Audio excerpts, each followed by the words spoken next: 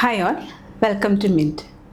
Village field assistant പരീക്ഷയ്ക്കൊക്കെ prepare ചെയ്യുന്നവർക്ക് അതിൽ ചോദിക്കുന്ന പ്രധാനപ്പെട്ട ഒരു ടോപ്പിക്കാണ് വിപ്ലവങ്ങൾ എന്നത്. അതിൽ തന്നെ നമ്മളിന്ന് നോക്കാൻ പോകുന്നത് ഇംഗ്ലണ്ടിലെ മഹത്തായ വിപ്ലവത്തെക്കുറിച്ചിട്ടാണ്.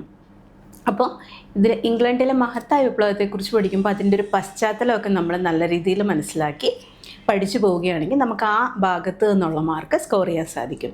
അപ്പോൾ ആദ്യം അതിൻ്റെ പശ്ചാത്തലം മനസ്സിലാക്കുക, പിന്നെ അതിൻ്റെ ആ ഭാഗത്തുള്ള പ്രധാനപ്പെട്ട ഫാക്ട്സ് മനസ്സിലാക്കി തന്നെ പഠിച്ചു പോവുക. അപ്പോൾ ഈ ക്ലാസ് ശ്രദ്ധയോടെ കണ്ട് മനസ്സിലാക്കുക. അപ്പോൾ നമുക്ക് നോക്കാം, നമ്മൾ വേൾഡ് ഹിസ്റ്ററിയിലെ ഇംഗ്ലണ്ടിലെ മഹത്തായ വിപ്ലവം എന്നതാണ് നമ്മളിന്ന് നോക്കാൻ പോകുന്നത്. അപ്പോൾ ഈ ടോപ്പിക്കിനെ കുറിച്ച് പറയുമ്പോൾ നമ്മളിതിൻ്റെ ഒരു പശ്ചാത്തലം ആദ്യം മനസ്സിലാക്കണം. അതായത് ഇംഗ്ലണ്ടിൽ ഭരണം നടത്തിയിരുന്നത് പ്രധാനമായിട്ടും രണ്ട് രാജവംശമാണ്. ഒന്ന് ട്യൂഡർ രാജവംശം, അതുപോലെ തന്നെ സ്റ്റുവേർട്ട് രാജവംശം. രണ്ട് രാജവംശമാണ്, ട്യൂഡർ രാജവംശം അതുപോലെ സ്റ്റുവേർട്ട് രാജവംശം. അപ്പോൾ ഇംഗ്ലണ്ട് നിലനിന്നിരുന്നത് ഒരു ഫ്യൂഡൽ വ്യവസ്ഥിതിയിലായിരുന്നു. ഫ്യൂഡൽ വ്യവസ്ഥിതി എന്ന് പറഞ്ഞു കഴിഞ്ഞാൽ നമ്മുടെ കൈവശമുള്ള ഭൂമി അനുസരിച്ച് നമുക്ക് സമൂഹത്തിൽ ഒരു സ്ഥാനം ലഭിക്കും. അതായത് നമുക്ക് കൂടുതൽ ഭൂമി ഉണ്ടെങ്കിൽ നമുക്ക് സമൂഹത്തിൽ ഉയർന്ന സ്ഥാനവും, നമ്മുടെ കയ്യിൽ ഭൂമി കുറവാണെങ്കിൽ അതിനനുസരിച്ച് നമ്മുടെ സ്ഥാനം എന്ത് ചെയ്യും, കുറയും. അതായത് ഭൂമി അനുസരിച്ച് സാമൂഹിക ഘടനയിൽ ലഭിക്കുന്ന ഒരു സ്ഥാനം, അതാണ് എന്ത് ഫ്യൂഡൽ വ്യവസ്ഥിതി എന്ന് പറയുന്നത്. അപ്പോൾ ഇംഗ്ലണ്ട് നിലനിന്നിരുന്നത് ഒരു ഫ്യൂഡൽ വ്യവസ്ഥിതിയിലായിരുന്നു. അപ്പോൾ ഈ ഫ്യൂഡൽ വ്യവസ്ഥിതി കാലക്രമേണ തകർന്നു. ഫ്യൂഡൽ വ്യവസ്ഥിതിക്ക് പകരം എന്തു വന്നു?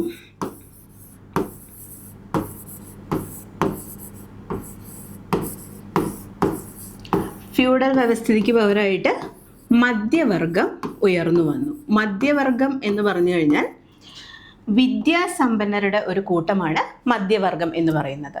അതായത് അധ്യാപകർ, അഭിഭാഷകർ, വ്യാപാരികൾ, ഇങ്ങനെ വിദ്യാസമ്പന്നരായ ആളുകൾ അടങ്ങിയിരുന്ന ഒരു വിഭാഗമാണ് ഇത് മധ്യവർഗം. അവർ കാലക്രമേണ എന്ത് ചെയ്തു?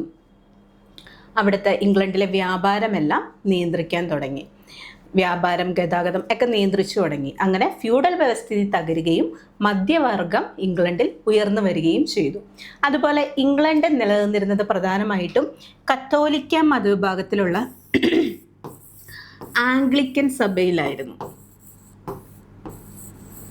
കത്തോലിക്കൻ മതവിഭാഗത്തിലെ, അതായത് അതറിയപ്പെടുന്നത് ആംഗ്ലിക്കൻ സഭ എന്ന പേരിലാണ്, ആംഗ്ലിക്കൻ സഭ.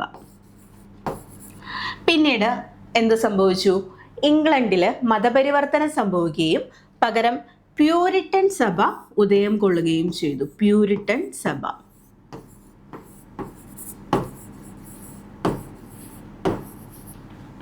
അപ്പോൾ നമ്മൾ ഓർക്കേണ്ടത്, ഇംഗ്ലണ്ട് ഒരു ഫ്യൂഡൽ വ്യവസ്ഥിതിയിലായിരുന്നു നിലനിന്നിരുന്നത്. ആ ഫ്യൂഡൽ വ്യവസ്ഥിതി തകർന്ന് പകരം മധ്യവർഗം ഉയർന്നു വന്നു. മധ്യവർഗം എന്ന് പറഞ്ഞാൽ വിദ്യാസമ്പന്നരായ ഒരു കൂട്ടം വ്യാപാരികൾ, അഭിഭാഷകർ, അധ്യാപകർ എന്നിവരെല്ലാം അടങ്ങുന്നതായിരുന്നു എന്ത്? മധ്യവർഗം അഥവാ മിഡിൽ ക്ലാസ് എന്ന് പറയുന്നത്. പതിയെ പതിയെ മധ്യവർഗം അവിടെ ശക്തി പ്രാപിച്ച് ഇംഗ്ലണ്ടിനെ നിയന്ത്രണത്തിലാക്കി. കൂടാതെ അവിടെ നിലനിന്നിരുന്ന ഒരു സഭയാണ് കത്തോലിക്കൻ സഭയായിരുന്ന ആംഗ്ലിക്കൻ സഭ. മതപരിവർത്തനം സംഭവിച്ച് അതിനു പകരം പ്യൂരിറ്റൻ സഭ ശക്തി പ്രാപിച്ചു. അപ്പോൾ ഈ ട്യൂഡർ രാജവംശം എന്ത്? മധ്യവർഗത്തിന് സപ്പോർട്ടായിരുന്നു. അതായത് മധ്യവർഗമാണ് ഇനി ഭരണം നടത്തുന്നത് എന്നെല്ലാം മനസ്സിലാക്കി മധ്യവർഗത്തെ അനുകൂലിച്ച വിഭാഗമാണ് ട്യൂഡർ രാജവംശം. ഈ ട്യൂഡർ രാജവംശത്തിലെ അവസാന ഭരണാധികാരിയായിരുന്നു ആര്? എലിസബത്ത് രാജ്ഞി. അങ്ങനെ എലിസബത്ത് രാജ്ഞി നാടു നീങ്ങി അഥവാ മരണപ്പെട്ടു. അതിനുശേഷം വന്ന ആളാണ് ആര്? സ്റ്റുവേർട്ട് രാജവംശത്തെ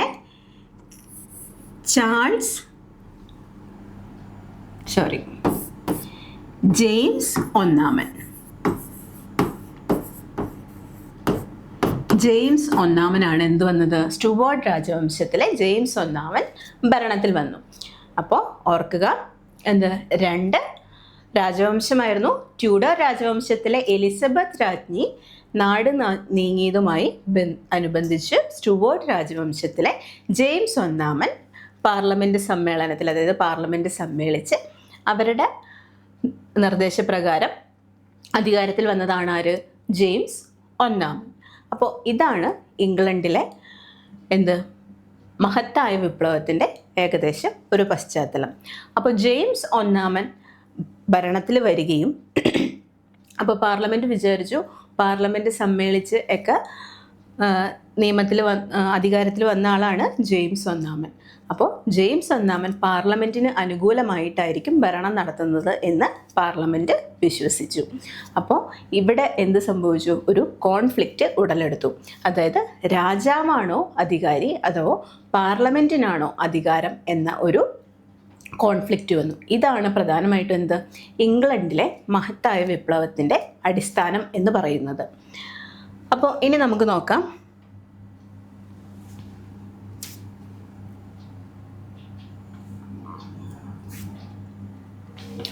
ഇംഗ്ലണ്ടിലെ മഹത്തായ വിപ്ലവം. ആധുനിക കാലത്തെ ആദ്യകാല വിപ്ലവങ്ങളിൽ ഒന്നാണ് ഇത് മഹത്തായ വിപ്ലവം. ഇംഗ്ലണ്ടിലെ മഹത്തായ വിപ്ലവം എന്ന് അറിയപ്പെടുന്നത്. മഹത്തായ വിപ്ലവം എന്ന പദം ആദ്യമായി ഉപയോഗിച്ചത് ആര് എന്ന് ചോദിച്ചാൽ ഓർത്തിരിക്കുക, ജോൺ ഹാംപ്ടൺ ആണ്. John Hampton. ഈ മഹത്തായ വിപ്ലവം നടന്ന വർഷം ചോദിച്ചാൽ 1688. 1688 മഹത്തായ വിപ്ലവം നടക്കുന്നത്. വിപ്ലവം നടക്കുമ്പോൾ ഇംഗ്ലണ്ടിലെ രാജാവ് ആരാണെന്ന് ചോദിച്ചാൽ ജെയിംസ് രണ്ടാമനാണ്. ജെയിംസ് രണ്ടാമനാണ് വിപ്ലവം നടക്കുമ്പോൾ ഇംഗ്ലണ്ടിലെ രാജാവ്. അത് സ്റ്റുവർട്ട് രാജവംശമാണ് എന്ന കാര്യവും ഓർത്തിരിക്കുക. അപ്പോൾ നമുക്കൊന്നോടെ നോക്കാം. ആധുനിക കാലത്തെ ആദ്യകാല വിപ്ലവങ്ങളിൽ ഒന്നാണ് ഇംഗ്ലണ്ടിലെ മഹത്തായ വിപ്ലവം.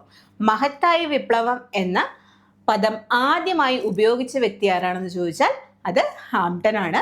മഹത്തായ വിപ്ലവം നടന്ന വർഷം ഓർത്തിരിക്കുക, 1688 ഇംഗ്ലണ്ടിലെ മഹത്തായ വിപ്ലവം നടക്കുന്നത്.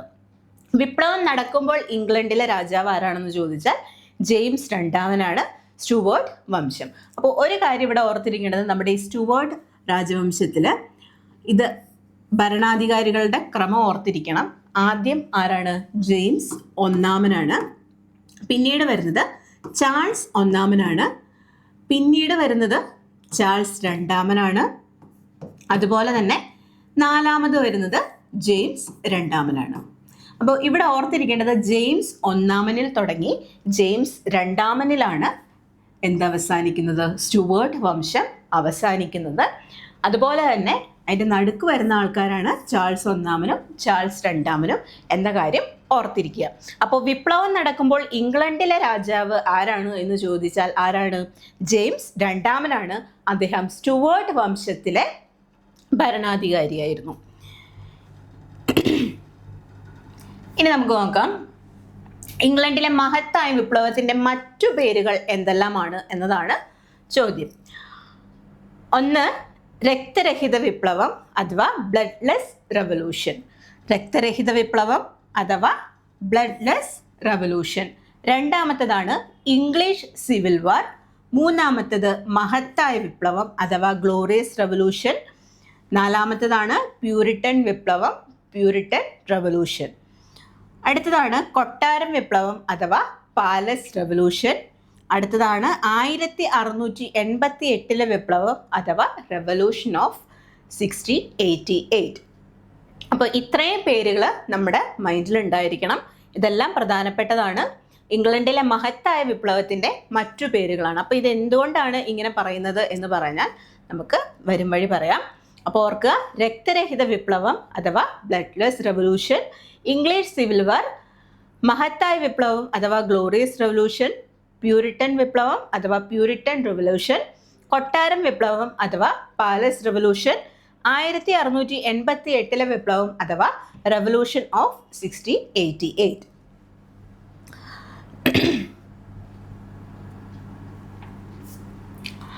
ഇനി നമുക്ക് നോക്കാം വിപ്ലവം നടക്കാനുണ്ടായ കാരണങ്ങൾ. ഒന്ന് എന്താണ്?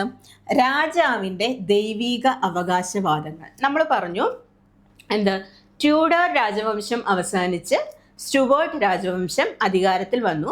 സ്റ്റുവേർട്ട് രാജവംശത്തിലെ ജെയിംസ് ഒന്നാമൻ ഭരണത്തിൽ വന്നെന്ന്. അദ്ദേഹം പക്ഷെ എന്തായിരുന്നു, പാർലമെന്റിന് അനുകൂലമായിട്ടല്ലായിരുന്നു, മറിച്ച് അദ്ദേഹം വിശ്വസിച്ചിരുന്നത് എന്താണ്, ഈ രാജാവിൻ്റെ അധികാരം എന്ന് പറയുന്നത് ദൈവികമാണ് എന്നാണ്. കാരണം ഈ ജെയിംസ് ഒന്നാമൻ ഒരിക്കൽ പോലും വിചാരിച്ചിരുന്നില്ല അദ്ദേഹം രാജാവാകും എന്ന്.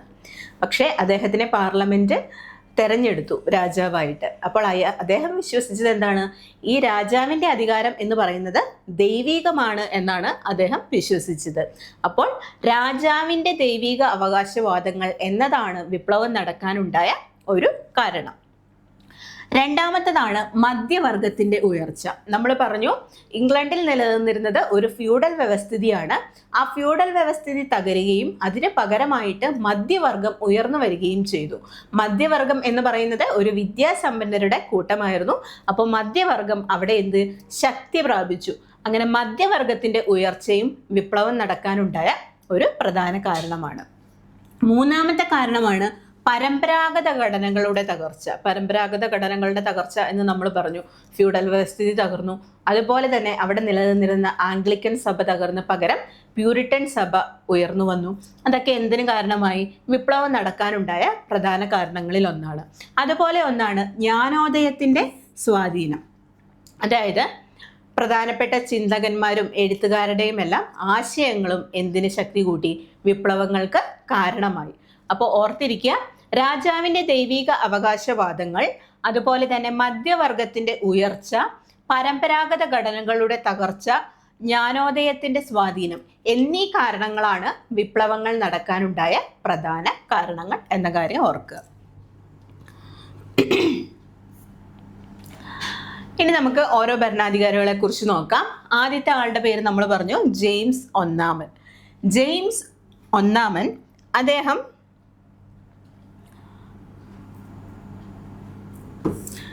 രാജാവിൻ്റെ അധികാരം ദൈവികമാണെന്ന് വിശ്വസിച്ചു. നമ്മൾ പറഞ്ഞു അല്ലേ, അതായത് പാർലമെന്റ് തെരഞ്ഞെടുത്തു, പക്ഷെ ഒരിക്കൽ പോലും രാജാവാകില്ല എന്ന് വിശ്വസിച്ച് ജെയിംസ് ഒന്നാമൻ എന്ത് വിശ്വസിച്ചു, ഈ അധികാരം എനിക്ക് ദൈവം തന്നതാണെന്ന് വിശ്വസിച്ചു.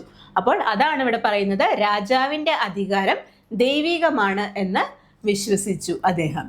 അതുപോലെ അദ്ദേഹം എഴുതിയ ബുക്കാണ് the true laws of free monarchies. ഓർത്തിരിക്കുക, വളരെ പ്രധാനപ്പെട്ട ബുക്കാണ് the true laws of free monarchies. അദ്ദേഹത്തിനെ അറിയപ്പെടുന്ന എന്താണ്, ക്രൈസ്തവ ലോകത്തിലെ ഏറ്റവും ബുദ്ധിമാനായ വിഡ്ഢി എന്നറിയപ്പെടുന്നത് ആരാണെന്ന് ചോദിച്ചാൽ അത് ജെയിംസ് ഒന്നാമനാണ് എന്ന കാര്യം ഓർത്തിരിക്കുക.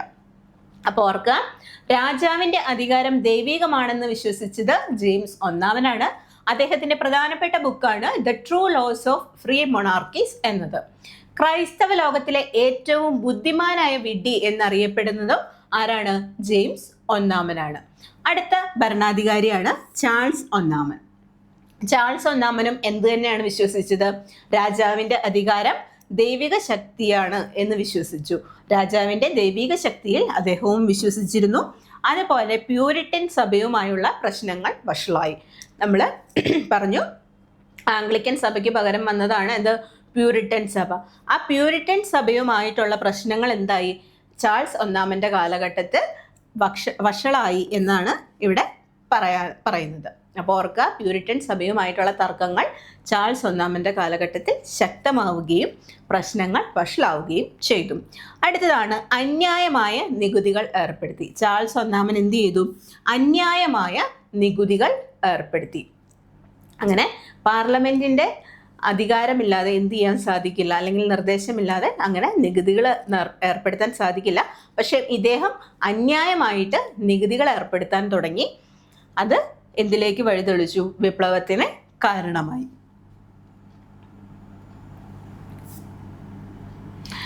ഇംഗ്ലണ്ടിൽ ലോങ് പാർലമെന്റ് രൂപീകരിച്ച ഭരണാധികാരി. അതായത് നമ്മൾ പറഞ്ഞു ഇദ്ദേഹം അന്യായമായിട്ട് നികുതികൾ ഏർപ്പെടുത്താൻ തുടങ്ങി.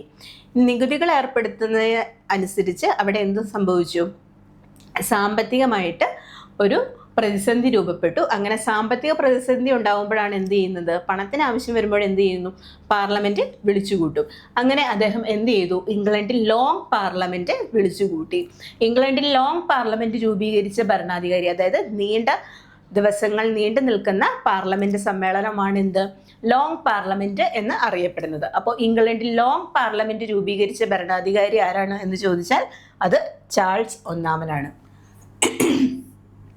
ചാൾസ് ഒന്നാമനാണ് ഇംഗ്ലണ്ടിൽ ലോങ് പാർലമെന്റ് രൂപീകരിച്ചത്. അതുപോലെ ട്രൈനിയൽ ആക്ട് 1641 ബന്ധപ്പെട്ട പാർലമെന്റാണ് ലോങ് പാർലമെന്റ്. ട്രൈനിയൽ ആക്ട് അതായത് ത്രിവത്സര നിയമം എന്നാണ് അത് മലയാളത്തിൽ അറിയപ്പെടുന്നത്. ത്രിവത്സര നിയമം അതായത് 3 വർഷത്തിലൊരിക്കൽ 50 ദിവസം നീണ്ടു നിൽക്കുന്ന പാർലമെന്റ് സമ്മേളനം നടത്തണം എന്ന് ആര് പറഞ്ഞു? പാർലമെന്റ് പറഞ്ഞു. ഓർക്കുക, ട്രൈനിയൽ ആക്ട് 1641 ബന്ധപ്പെട്ട പാർലമെന്റ് ആണ് ലോങ് പാർലമെന്റ്. അപ്പോൾ അങ്ങനെ ഒരു ആക്ട് നിലവിൽ വന്നു. പാർലമെന്റ് എന്ത് ചെയ്തു? പറഞ്ഞു 3 വർഷത്തിലൊരിക്കൽ 50 ദിവസം നീണ്ടു നിൽക്കുന്ന പാർലമെന്റ് സമ്മേളനം നടത്തണം എന്ന് പറഞ്ഞു. ആ ആക്ട് ആണ് ഇത് ട്രൈനിയൽ ആക്ട്. അത് ആരുടെ കാലഘട്ടത്തിലാണെന്ന് ചോദിച്ചാൽ അത് ചാൾസ് ഒന്നാമന്റെ കാലഘട്ടത്തിലാണ്. ഈ ചാൾസ് ഒന്നാമന്റെ കാലഘട്ടത്തിന് ശേഷം ഭരണത്തിൽ വന്നതാണ് ഇത് ഒലിവർ ക്രോംവെൽ. കുറച്ച് സമയമാണ് അദ്ദേഹത്തിന് ഉണ്ടായിരുന്നുള്ളൂ. കാലഘട്ടം വളരെ ചെറുതാണ്. ചാൾസ് ഒന്നാമന്റെ മരണത്തോടെ അധികാരത്തിൽ വന്ന ഭരണാധികാരിയാണ് ആര്? Oliver Cromwell. ഓർക്കുക, ചാൾസ് ഒന്നാമന്റെ മരണത്തോടെ അധികാരത്തിൽ വന്ന ഭരണാധികാരിയാണ് ഒലിവർ ക്രോംവെൽ. അദ്ദേഹത്തിന്റെ കാലഘട്ടം അറിയപ്പെടുന്നത് കോമൺവെൽത്ത് കാലഘട്ടം എന്ന പേരിലാണ്. ഇത് വളരെ ഇമ്പോർട്ടൻ്റ് ആയിട്ടുള്ള പോയിന്റാണ്. ഓർക്കുക, ഒലിവർ ക്രോംവെല്ലിന്റെ കാലഘട്ടം അറിയപ്പെടുന്നത് കോമൺവെൽത്ത് കാലഘട്ടം എന്ന പേരിലാണ്. അപ്പോൾ ഓർക്കുക, ക്രോംവെൽ, കോമൺവെൽത്ത് കാലഘട്ടം, അങ്ങനെ ഓർത്തിരിക്കുക. ഇദ്ദേഹത്തിന്റെ ഭരണ സംവിധാനം അറിയപ്പെടുന്നത് പ്രൊട്ടക്ടറേറ്റ് എന്ന പേരിലാണ്. ഓർക്കുക, ഒലിവർ ക്രോംവെല്ലിന്റെ ഭരണ സംവിധാനം അറിയപ്പെടുന്നത് പ്രൊട്ടക്ടറേറ്റ് എന്ന പേരിലാണ്. ഒലിവർ ക്രോംവെൽ അറിയപ്പെടുന്ന മറ്റൊരു പേരാണ് ലോർഡ് പ്രൊട്ടക്ടർ. ഓർത്തിരിക്കുക, ലോർഡ് പ്രൊട്ടക്ടർ എന്ന പേരിൽ അറിയപ്പെടുന്നതും ആരാണെന്ന് ചോദിച്ചാൽ അത് ഒലിവർ ക്രോംവെൽ ആണ്. അപ്പൊ നമുക്കൊന്നോടെ നോക്കാം. ഇംഗ്ലണ്ടിൽ ലോങ് പാർലമെന്റ് രൂപീകരിച്ച ഭരണാധികാരിയാണ് ചാൾസ് ഒന്നാമൻ. അതുപോലെ തന്നെ ട്രൈനിയൽ ആക്ട് 1641 ബന്ധപ്പെട്ട പാർലമെന്റാണ് ലോങ് പാർലമെന്റ്. ത്രിവത്സര നിയമം എന്നത് 3 വർഷത്തിലൊരിക്കൽ 50 ദിവസം നീണ്ടു നിൽക്കുന്ന പാർലമെന്റ് സമ്മേളനം നടത്തണം എന്ന് ആവശ്യപ്പെട്ടു. ഒലിവർ ക്രോംവെൽ ആണ് ചാൾസ് ഒന്നാമന്റെ മരണശേഷം അധികാരത്തിൽ വന്ന ഭരണാധികാരി. അദ്ദേഹത്തിന്റെ കാലഘട്ടം അറിയപ്പെടുന്ന പേരാണ് കോമൺവെൽത്ത് കാലഘട്ടം. അദ്ദേഹത്തിന്റെ ഭരണ സംവിധാനം അറിയപ്പെടുന്നത് പ്രൊട്ടക്ടറേറ്റ് എന്ന പേരിലാണ്. ഒലിവർ ക്രോംവെൽ അറിയപ്പെടുന്ന മറ്റൊരു പേരാണ് ലോർഡ് പ്രൊട്ടക്ടർ എന്നത്.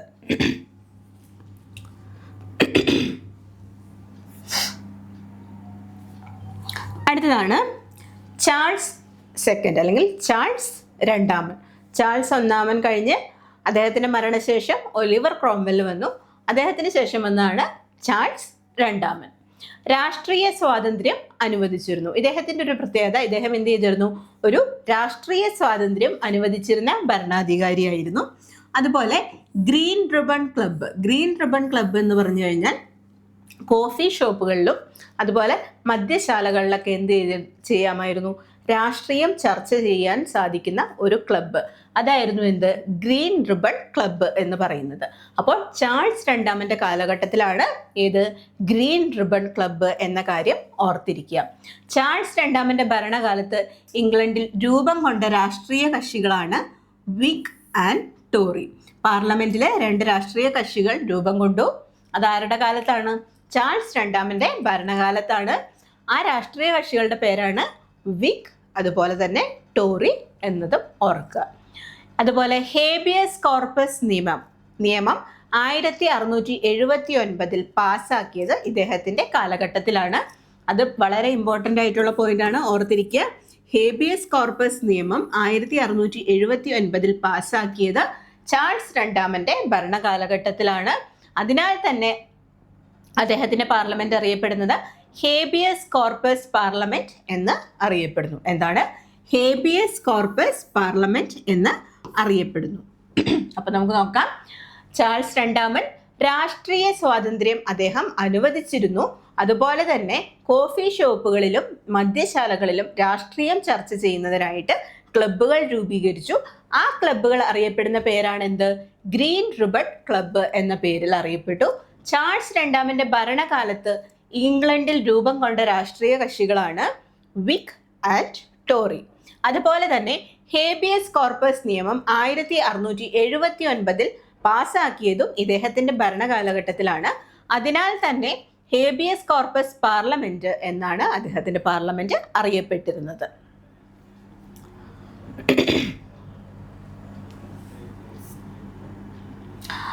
അടുത്തതാണ് ജെയിംസ് രണ്ടാമൻ.